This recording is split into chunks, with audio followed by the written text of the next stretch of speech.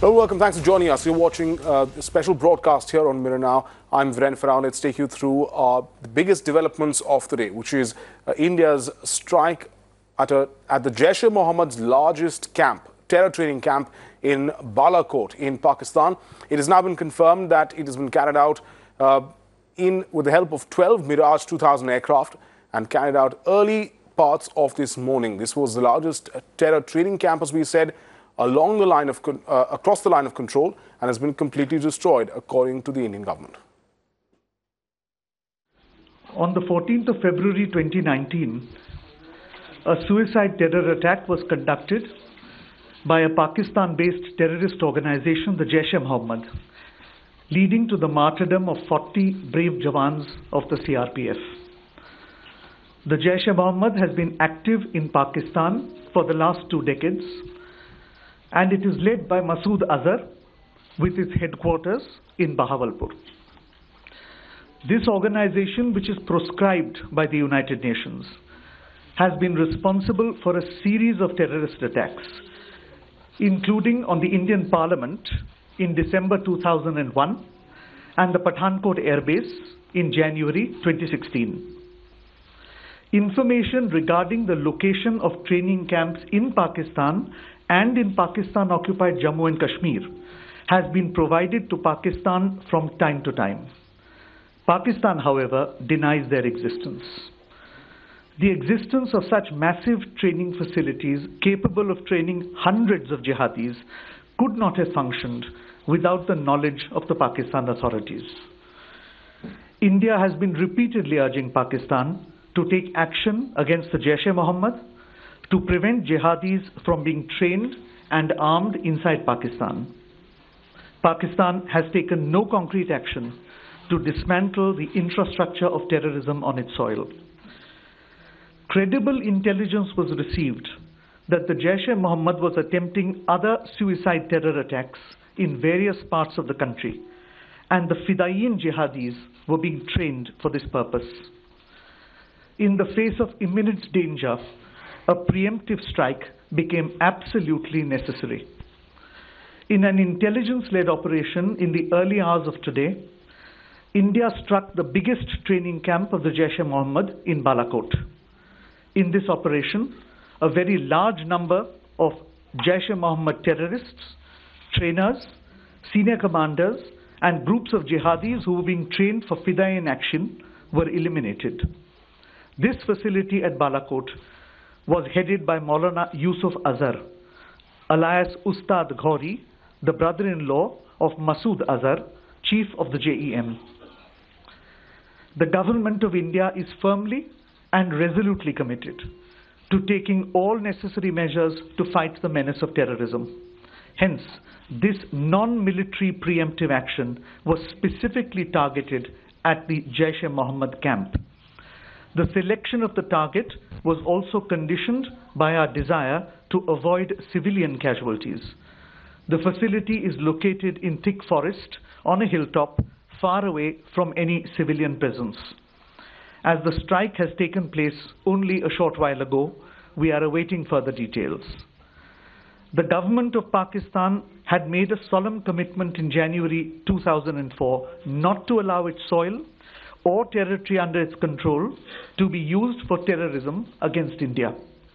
We expect that Pakistan lives up to its public commitment and takes follow-up action to dismantle all JEM and other camps and hold the terrorists accountable for their actions. Thank you. This concludes the briefing. Thank you all for joining us. Right, we've still got Brigadier Rumel Dahiya, who continues to be with us. He's a defense expert and a strategic affairs analyst who continues to remain with us here on the broadcast. Brigadier, thanks so much for your patience. We've heard from the Foreign Secretary, we've heard from the Prime Minister, we've heard from opposition parties welcoming this. But from Pakistan, the reaction has been rather predictable, which is no damage was done, there was no terror camp. It's following a usual tried and tested script that Pakistan always seems to use in these sorts of situations.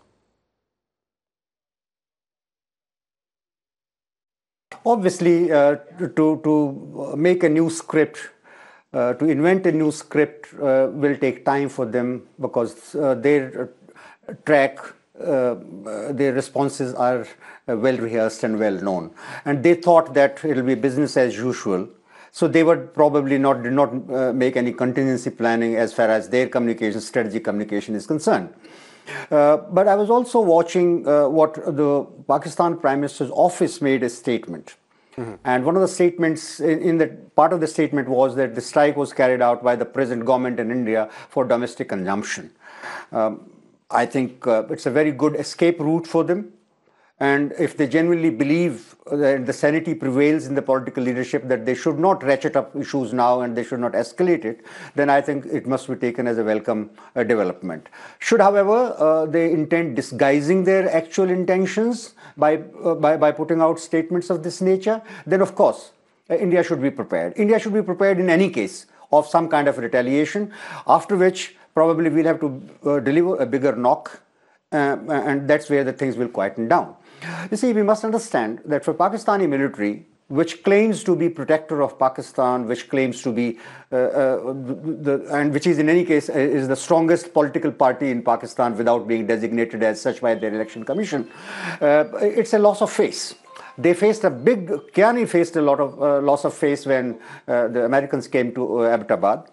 And today Bajwa, who had been riding high so far, remember that it was he who brought the crown princes from Abu Dhabi and Riyadh to Islamabad. It was he who was running ahead of Imran Khan. For him also, it's a big loss of faith. Loss of face. So I think the reaction is predictable so far. They are trying to wriggle out of it by saying that there were no terrorists there, there's no damage there, come and see that place. They will probably clean up their act before they take the envoys, foreign envoys and defense attaches there to visit that place. But notwithstanding that, I think it's a very severe knock on the credibility of the Pakistani military and the Pakistani government, and the people are bound to question them as to why they should be making sacrifices, why should they be under debt, why should they get tomatoes at 250 rupees a kg for these guys to fatten up in khakis, and they are bringing ruin to the country.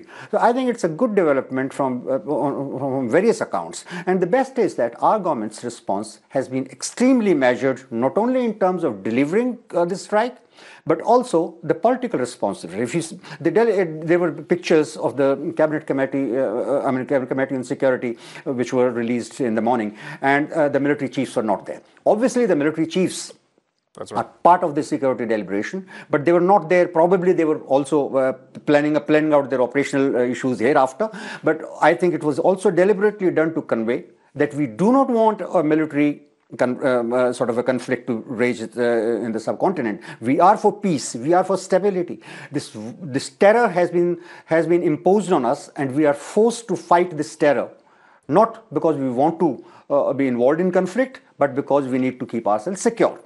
Also, the Foreign Secretary said it was Foreign Secretary who was chosen to deliver this talk. Remember, during the surgical strike thing, it was the Director General of Military Operations who gave the statement. This time, it was Foreign Secretary deliberately chosen to convey the message that all this action was against terrorists and terrorism, and Pakistan therefore can own up, clean up their house, clean up their stables, and be a good friend. Or should they want to continue, then it's up to you now to take the next step, and we'll see what we can do to you. Right. Brigadier, please stay with us because we're taking a short breather on the broadcast. We have plenty more coming up on the other side. Stay tuned.